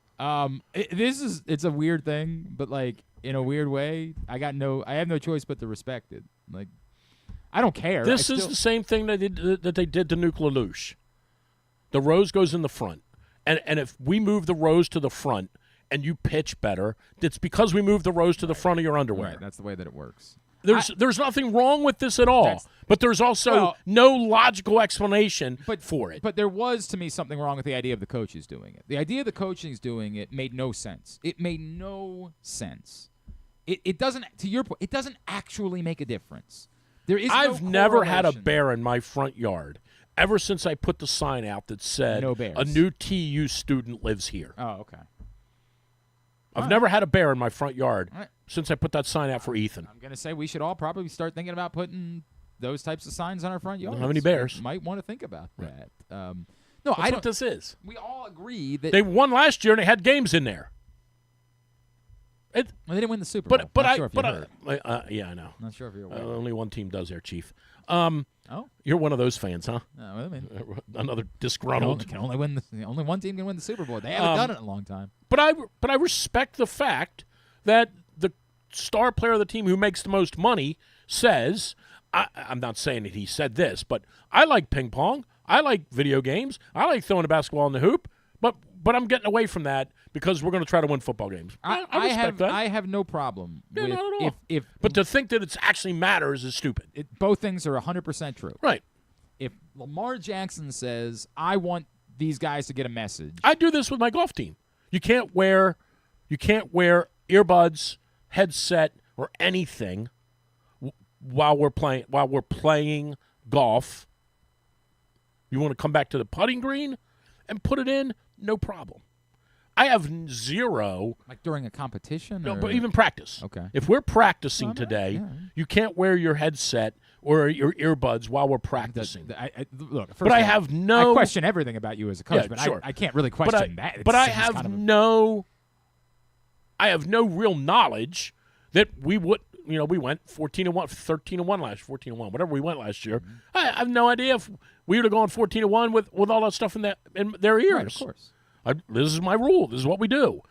Same thing here. But I feel very different about it. The coaches absolutely cannot be the ones to do this because that's how you lose these guys. Because you lose these guys because they make more money than the coach, and they know. But right. they also know. They think they know more than the coach. They know that this is dumb. They know that this has nothing to do with whether or not they're winning on Sunday. They know that. That's correct. And so you do it as the coaching staff, and they know. Then they're pissed off at you. But if the odd thing is, this was the only part of the entire story that the Sun lied about. It's the only part of the story. The Sun lied about it. It's the only part of the story that I thought even mattered. And then the irony is, it doesn't matter because it wasn't the coaches. Well, the part is interesting. It's just that they got the part that makes it really interesting is that, and this is the part that you don't want to talk about because it's just easier to say the media is wrong, that they got their information from a player that apparently didn't know that it was Lamar Jackson that ordered the code red. That part does become interesting because that part gets into the communication question, the leadership questions that were being asked. It also distinctly makes you wonder how much of the rest of the story was accurate. What do you mean? Or it does to me. But what factually? I'm confused by what you think you're saying. By what I think I'm saying, I think that was wasn't that? Were you offending me? No, I'm not offending. Because we get offended by everything. I'm trying to figure out. I'm kidding. What I'm saying is, when they get that wrong, to me. Okay, you got to go back to this. Who do you think got it wrong? Because the Sun paper did. They just quoted a player as saying that. They didn't say that Sun. Their name's on it. I understand that, but their name's on the story. This is the eternal thing. No, they quoted a player as saying that. That's correct. That's what they reported. They should have done a better job of reporting. No, if what you say is they needed to get multiple sources on it, they should have done a better job of probably reporting. Fair. They put their name on this. How did the player that told them that? I don't know the answer to that. Not know. I don't know the answer to that, and that might be a subplot to the story. I don't know, but I know the Sun paper put their name to it, and so when reader gives them $1 a month or whatever they're overcharging me for that thing, when I get that and I read it And then 3 days later, I find out. But you've reported things based on what people have told you.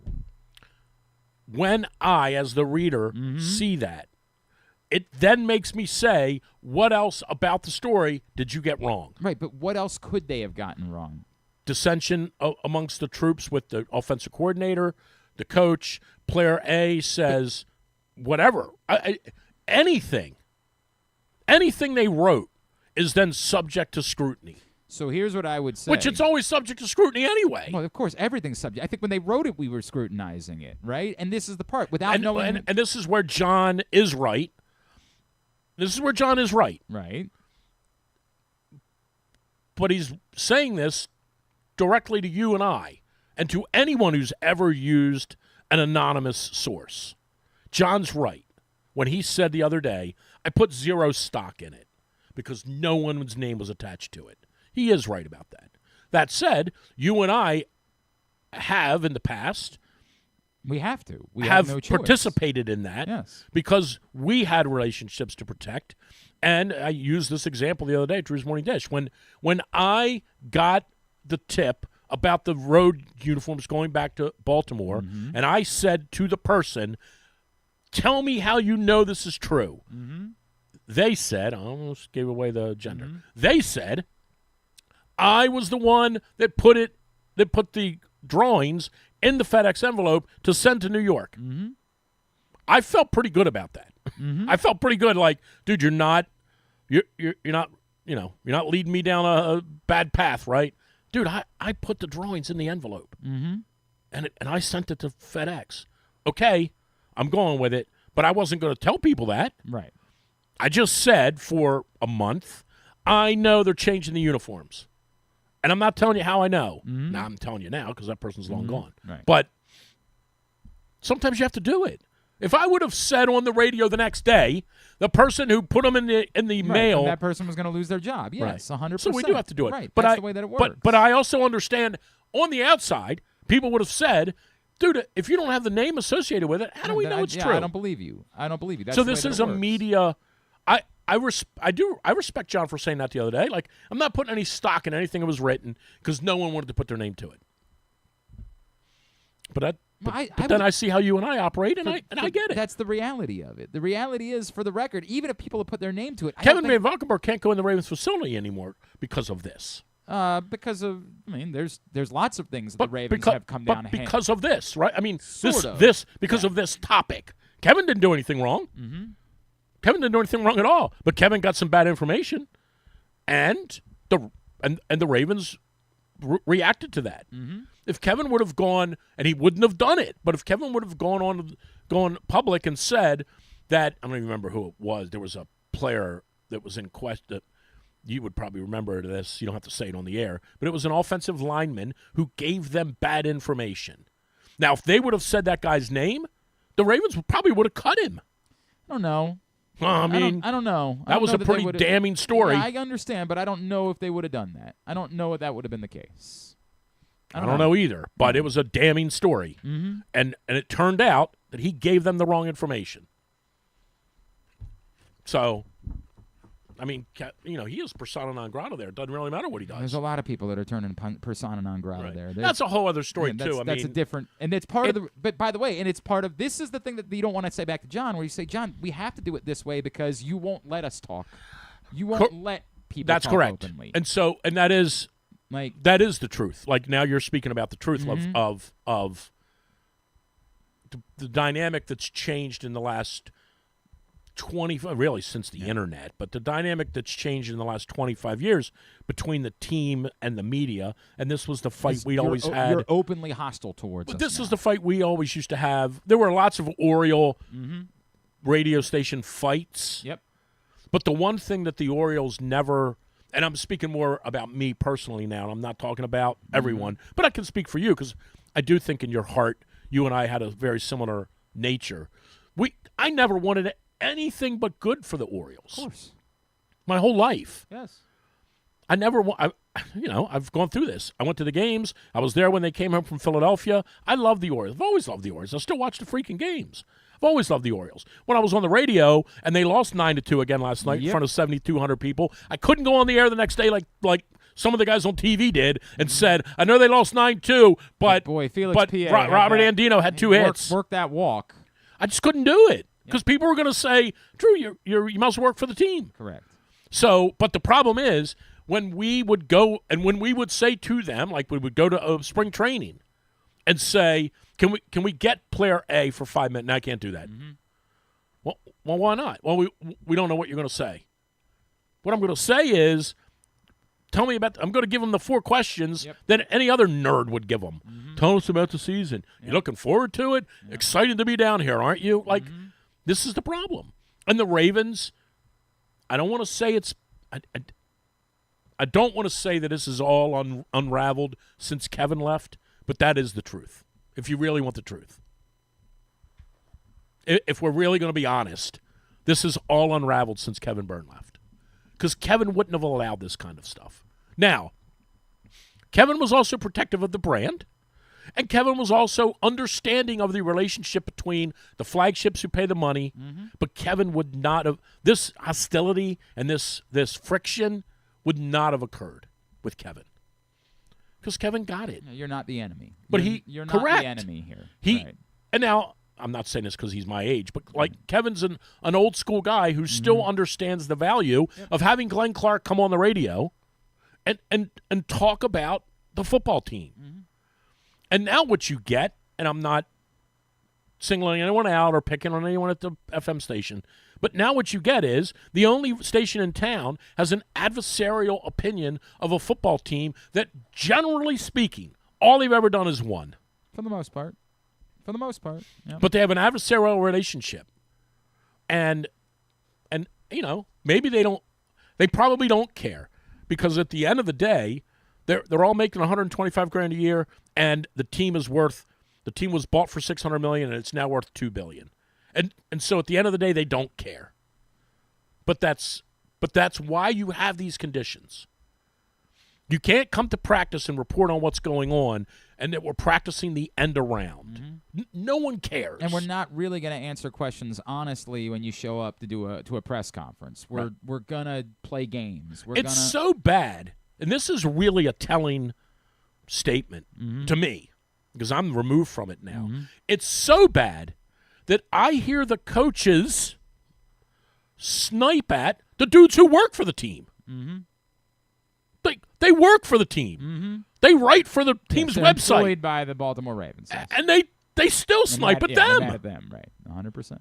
I've heard it. I know. Like, I can hear it in the tone of their voice. I know. It's just, you said it. You said the word. And, you know, this sounds like we're talking now like the president, right? Like fake news. Like, they do think you're the enemy when it's really the exact opposite. I am a little bit of a quasi-promotional arm for you. I'm not going to go on the radio and tell everybody, you know, they were working on this thing today, the Statue of Liberty play. Correct. Here's what they're going to do. They're going to run the Wildcat on third down. But that's what they think. And a big part of that is that's what the coaches say to them. And some of that comes from the paranoia that exists within the nature of the beast. Like, the nature of the job is going to give you paranoia. It comes from the coaches, though. Yes. I will say that this is a little bit of a John thing. Yes. That John says, we're going to show them 4 minutes of training today. Punting, yes. We're not showing them anything, right? Because John thinks, no, I'm not saying this disrespectfully, John thinks 1 million people are listening to you. And we can't, and in Cleveland today, they're going, check out what Glenn Clark says. See if Glenn's got a snippet on what they're doing. Like, it's insane. But the coaches do it because the owner comes to the coach and says, if you don't win 11 games this year, we got a problem. That's it. So I need every edge that I can possibly have in winning those games. That creates the natural paranoia. That's what I'm talking about. There's a natural paranoia that exists with coaches because of that. I got to wrap up because I got something else I got to do. Quickly, would you rather – I got other things. Would you rather the Ravens trade a third-round pick? We got a big game tonight. Loyola women against Navy. We got a big game. We have a big game. Speaking of the team again? Like he's part of the team. I don't know if you heard. Sound like Jerry Sandusky now. I think I've been there longer than most everybody else at this point. How's my boy doing, Joe Malia? Joe's doing Tell great. Joe tonight I said hi. Gotta win the night. Tell Joe I said hi. Gotta win the night to host in the playoffs. Joe's one of my favorite guys. Good guy. Would you rather the Ravens trade a third-round pick for Jalen Phillips or a late-round pick swap to bring back Calais Campbell? Both. Campbell's washed. Jalen Phillips sort of, kind of is. I'd say 0 to both. Okay, you have to pick one. That's the way the game works. So I say yes to both. He says that bounces out. We can do that. No, it doesn't works work that way. You have to pick one. That's how Would You Rather goes. We're going to lose a pick because of Harbaugh Right, lying. that's a great point. That's a great point. Calais Campbell. Yep, so that we don't lose all our draft there picks. You go. He's washed up. Yeah, I want Jalen Phillips. Go for it. All right, let's trade in the third round. Or Myles Garrett. No. Max Crosby. No. That's not option. I'll take either of those. Both. And would you rather a family member? Thibodeau. A family member is offering you a nice gift, Drew. It's about time. Might want to pull this up. Might want to pull up. There's some video that goes along with it. They are offering you. They're going to give you an early holiday present. Okay. It's either going to be a $2,000 DoorDash gift card. It's a very thoughtful gift, right? Okay. The other option would be that gift they're going to give you is going to be valued at $20,000 Neo robot that you can train to do some chores around the house. That's the Neo robot. That's your guy right there. That's your home robot that you, as a 4-hour battery life, and apparently it takes a long time to do the chores. Is there a list of the things that it does? Yeah, there's things that it can't do. There's things it cannot I mean, I'm do. just asking because it depends on things it can. Drew, there's a lot of things it cannot do. Gotcha. Can you train it? No, not to do those things. You can't, for example. Is it a male? It can't get wet. Is it a male? It cannot get wet. What is this part of it? I don't know. Let's get to the part with the robot. Like, you're the one running the video. Get to the part where the robot. I've never watched the video. It dances. No, you can train the robot to dance. Okay, hold on. If it dances, I mean, we're on to something. I don't know. I think you're going to be. Have you seen Trump dance? Unfortunately, yes. It's one of his best traits. How it's built. Yeah, get to the. Let's see. There's somewhere in the video. You want to watch it dance more? I know. I want to see it doing a chore. There you go. Yeah. The dishwasher, It's vacuuming. Vacuuming. It can. This looks like it's just a person in. Well, I don't even know why we're doing an arguing about laundry. this.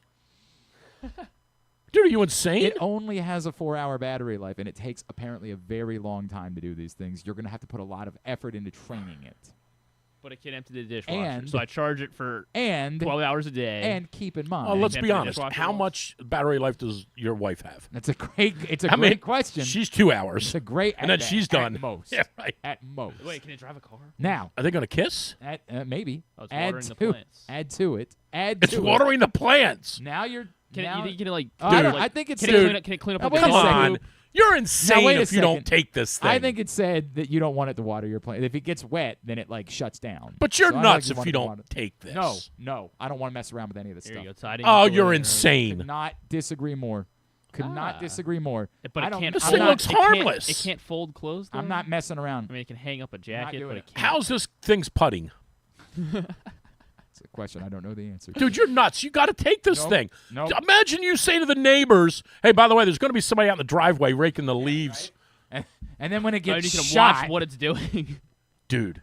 Nope, not a chance. So you're not home and you'd be like, hey, do the laundry. This is 20 grand. I don't trust it. I don't trust that it's going to check to take the pen out of my that I left in my pocket. Let me ask you this. Yes. Let me shift this back to reality. You got to go. Is there any way at all down the road, not right now, but 30 years from now, that you would marry this thing? Yes. No.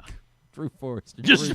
Drew's morning. It looks like marriage material to me. Hey, if you missed it, Stan the Fan Charles, Ross Grimsey, Luke Jackson got together on Monday to talk about Craig Albernaz. Doing the wash. We didn't even talk about Craig Albernaz today. I'm sure it's getting wet. Look. Yeah, there you go. It's got gloves on, I guess, that's the way it's able to do it. I read that it cannot get wet. It knows how to charge itself too. Yeah, I've read that it cannot get wet. What a world we live in. We gotta go. Man. Gotta go. You Some can kid find from that Calvert show. Hall built that probably. Facebook.com/PressBox Sports. It's brought to you by the Costa Sin, the all-new Costa Sin and Timonium. We'll come back. We'll do a very quick tidbit and tubular to wrap it up. It's Glenn Clark Radio. The weather's getting cooler, so when you and your family are picking out a place to dine, be it lunch or dinner, let's make it nice and easy. Now, with 2 great locations, the Costas Inn remains your #1 destination. Whether you want to get steamed crabs and the full Costas menu out at the original location at 4100 North Point Boulevard, or sample the complete menu minus the steamed crabs at the new location above the grandstand at the Timonium Racetrack. Costas is your place to go. Check out the website, thecastleinn.com for a look at the menu. And if you want to plan that crab feast, call 410-477-1975. The Costas Inn. Gambling can be a fun and entertaining experience, but there are risks involved. If you're planning on betting on the game at the casino or on your phone or computer, know your limit, stay within it. Set a budget and a time to stop. Remember, gambling isn't a financial solution, and it doesn't mix well with alcohol or drugs. Know the risks and have a plan before you begin gambling. For free and confidential services, call 1-800-GAMBLER 24/7 or go to helpmygamblingproblem.org. The latest edition of Press Box is available now. On the cover, Don Marcus profiles new Maryland Athletic Director Jim Smith, breaking down the challenge he faces in his new role and the unique background he brings to the job. Also inside, Brandon Schwartzberg takes an in-depth look at Orioles outfielder Dylan Beavers. And we meet college basketball players from all the programs around the state before the season gets underway. Press Box is available for free at over 250 locations throughout the region. And starting this month, you can find us at Baltimore area High's Dairy Store locations. Plus, you can read the entire issue online at PressBoxOnline.com, where you can also find great betting advice and the best daily coverage of the Orioles, Ravens, and Terps. Game day hits different with Live Casino's Big Plays, Big Pays hot seats. Head to Sports and Social on select Sundays and Mondays in October. We'll draw 10 hot seat winners every hour. When the home team scores, we'll double the prize pool. Plus, we'll give away $50 Sports and Social gift cards with every touchdown. Watch and win at Live Casino. At Owings Mills, must be 21. Please play responsibly. For help, visit mdgamblinghelp.org or call 1-800-GAMBLER. Feeling sluggish, unfocused, or not like yourself? It could be low testosterone. At Game Day Men's Health, we specialize in testosterone replacement therapy to help men boost energy, improve mood, and regain confidence. Our treatments, including testosterone cypionate, are safe, natural, and tailored to fit your lifestyle with weekly injections or pellet therapy. Get started today with a free testosterone test and feel the difference. GameDayMen'sHealth.com. Game Day Men's Health, where men reclaim their game. Contrary to what some people believe, I actually like this guy when he sleeps. Glenn Clark, talking sports. You guys enjoy coming home, finding this robot sleeping with your wife. It's not what it's calibrated to do. Stealing your money. It's not going to know how to do that. Go right ahead. It's not going to know how to do that. When you find out. It only knows how to do it. You go right ahead. $500 a month. Enjoy your robots. I'm going to have some DoorDash. Interesting. Cards. You can get a black one. I'm going to get some Ecoban. I got to find out more about, I like the different colors. I'm intrigued. Yeah, you go ahead and be Is there intrigued. any, here's a question. I This is shoot another, it in the head. another dumb, weird question, but could it be topless? Let's get a tidbit. Tidbit is brought to you. Or you can put on clothes on it. Hijack Game Day returns tomorrow night, late night show. Hey, Neo, take off your shirt. Game Day.